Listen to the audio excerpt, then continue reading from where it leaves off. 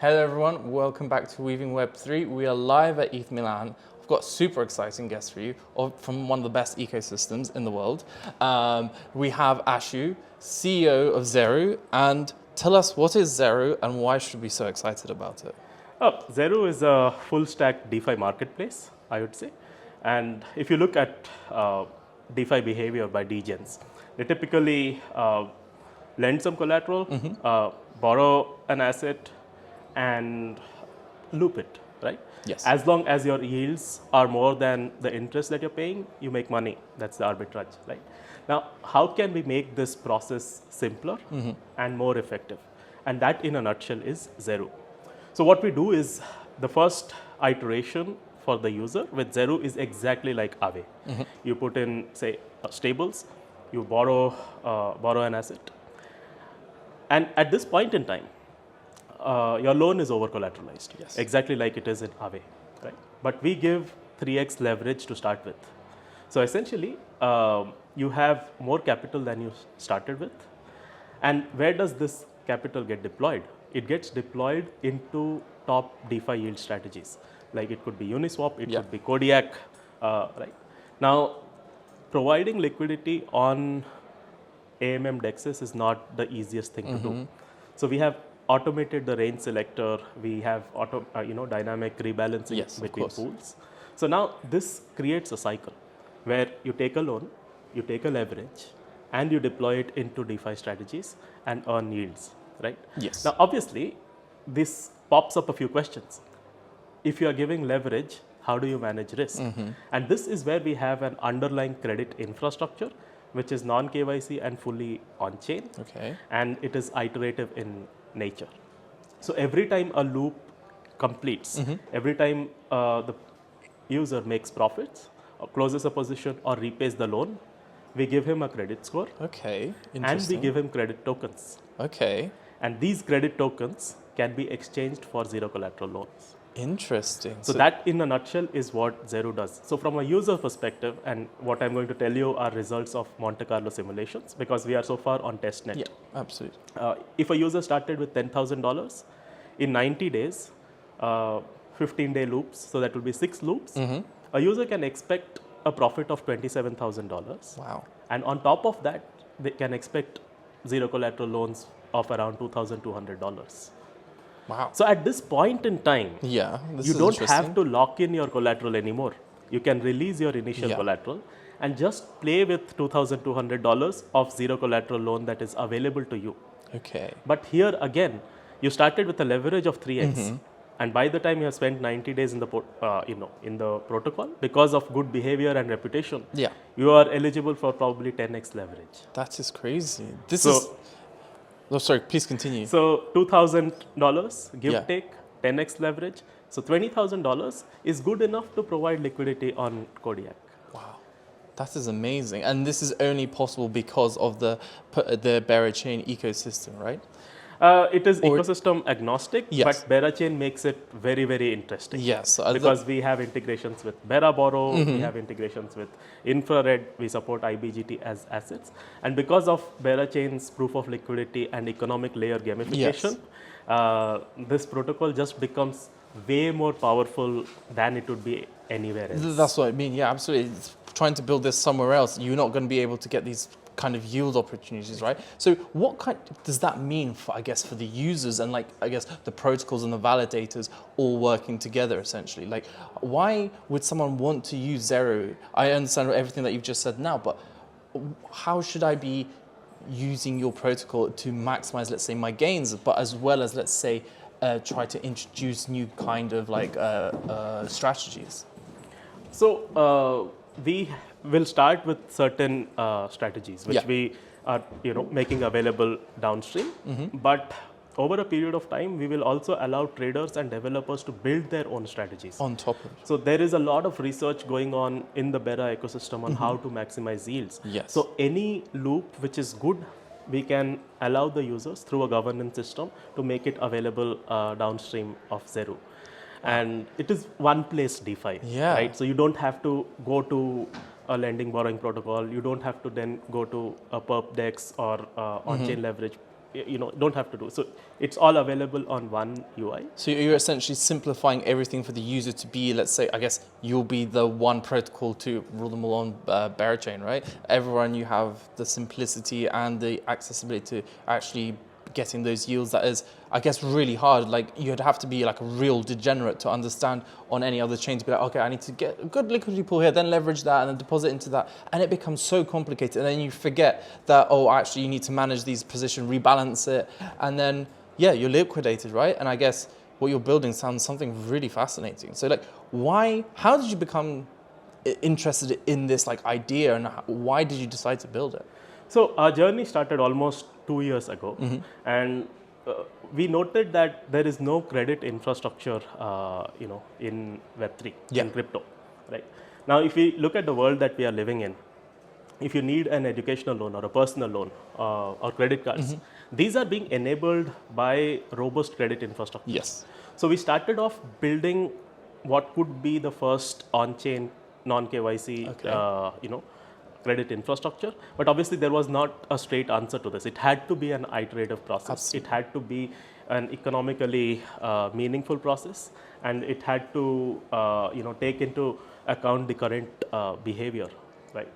Then when we looked at the incumbent lending borrowing protocols like Aave or Spark, they are all over collateralized and their capital utilization is less than 40%. Okay. And that is where we saw the opportunity that we should not just build a credit infrastructure, but we should also build a native lending pool which will solve for over collateralization and underutilization of capital. Okay. And the only way to do that was by allowing people to take leverage on their capital. Right? Otherwise, for $10,000, let's say ETH is priced at 2,500. Okay, so you would be able to borrow 4 ETH, but that's not the case. You get probably 3 ETH, right, or even less. But when you give 3x leverage on that 3 ETH, you have 9 ETH worth of capital to play with, and that is where the flywheel starts and the multiplicative network effects. And here at this stage, we are not even talking about token-based incentivizations, other cross-yield incentivization. This is just based on like your native. That's crazy. These are kind of like numbers that are not really heard of in traditional DeFi settings, is it? Yeah. So more kind of onto that credit infrastructure part of it. How do, let's say, the tokens work themselves? Like, I know you said if you're a good person and you like earn money in like a positive way, you get these credit tokens. But what happens, let's say, do you minus these credit tokens? Let's say I have taken let's say a $10,000 0% loan, and then I do some bad things. Will that loan still be 0%, or will you start like maybe slashing me and stuff like that to prevent, like, I guess, the abuse of that system? So a couple of things here. These are not 0% loans. Okay. So there is an interest which the user pays. So these are zero collateral loans. Sorry, that's zero collateral. So which means the loan need not be backed by assets, right? What was the question? What happens in the event of default? Right? Yeah. Yes, the credit score gets slashed. But again, here there are a lot of nuances. How are we managing to provide the zero collateral loan? Now, when a user starts with $10,000 of initial capital and does the looping. So I told you that they will probably be eligible for around $2,200 worth of zero collateral loans. Yes. Now this is nothing but the profit that he has generated from his yield strategy. Makes sense. A percentage of those profits and the interest that he has paid on his asset. So we moved that to an insurance fund. Okay. Okay. Now, typically all lending borrowing protocols show it as TVL or show it as the top line revenues, right? We are moving a part of it into an insurance fund. The credit tokens, which I said, they themselves have no intrinsic value. Yes, of course. It is just to make the user interface, user experience very easy. These are soul-bound tokens. So a user, a normie, can actually see, okay, I have 2,500 credit tokens, which means I can take out around 80 to 90% of that as loan. Okay. So that is the significance. And if there is a default, what has happened here is you're basically walking away with your credit card cash back. No, but it's a good way to put it. But here is where we employ game theory. Okay. Now, if I make sure that the path of greed is also the morally correct path to take, then you are incentivizing good behavior. Now, how does that apply here? So if you are eligible for $2,000 worth of zero collateral loan, that's probably not a very big amount or life-changing amount, right? Yeah. So yes, sure, you can default if you want, but the other path, which is the path of greed, is the path of 10x or 15x leverage. Absolutely. So that's $20,000 to $30,000 of capital waiting to be deployed at the click of a button into Kodiak, That's very tempting, which can isn't it? potentially give you 350, 450% APY. Now, how are we managing to do this? I was recently in a talk with Uniswap and Coinbase at Token 2049, and they were also very impressed because we have taken some of the most advanced research papers Yeah. on Uniswap, and we have codified them using ML and AI, and that is how we are able to, manage those kind of Fascinating. returns. Wow. My brain is just going like, this is so much information to process, but like this is like crazy that this is the actual innovation is being made, because there's so many protocols out there. It's literally copy and paste and a few change a bit lines of code, right? But this is like actually something completely new that can transform many people's lives, like degens and lives of normal people. So where do you think you will be sitting? Let's say we sit here in a year's time. What have you achieved? Obviously, hopefully mainnet has launched by then, right? But like, where do you think you'd be placing yourself, and what would you like to have maybe build else? Definitely, we would like to have all the degens on board, and most importantly, we would like to democratize market making. Yeah, that is something that is what Uniswap or Kodiak's vision is, right? Market making, which is providing liquidity, has been the privilege or prerogative of institutions. Yeah, absolutely. Right? As a common man, can you actually become a market maker? Unless you have some money. Uniswap, Kodiak, they allow users to do that. Yeah. It is, I become a market maker for you. There is a maker and taker, and both are retail, right? But by simplifying this process of market making, we want to onboard a lot more people into Kodiak. I mean, Kodiak's numbers are already crazy on testnet, right? Now, imagine if we are able to supercharge it further, act like a catalyst. It could be hugely beneficial, for the space without Ponzi, without any complications. It is simple liquidity provisioning. That is all we are doing. But on steroids, it feels like, right? It's impossible to visualize that's what I mean. The end goal here. But as a mission, we want to, democratize DeFi, democratize market making, and let the DeFi space There's grow. some big aspirations, and I think with everything you've been telling me, it seems like it's actually really possible to do something that I would have thought wasn't really possible or thing to do. So like, let's say there's users, developers out there watching this right now. What would you do right now to encourage them to be like, you should actually check this out, or like what can you offer them essentially? What I could say it right now to you, this is a life-changing opportunity for some people, but like, how would you, let's say, describe yourself, or anything that maybe we haven't mentioned yet to the people that they should know about you? The testnet is live. The product that you see on Marshio testnet is exactly what is going to get launched in mainnet. So there is no new feature getting added. So the code is sealed, it is getting audited. So you can try out our testnet and play around, and that is exactly the same experience that you'd get on mainnet. In terms of risks, on the lending side, it is exactly the same risk exposure as you would get at say Aave. And on the yield side, it's probably the same exposure, risk exposure that you take at Uniswap. So there is no multiplication of risk or increase in risk profile. So it's absolutely win-win. Yes, because we are unlocking a DeFi loop cycle, which has not, and we call it the Carnot cycle, because this is a yield cycle which can work without external infusion of capital, right? Technically, after 6 to 12 months of usage, you have some capital which is available to you without collateral, and you can just keep looping till eternity in perpetuity, right?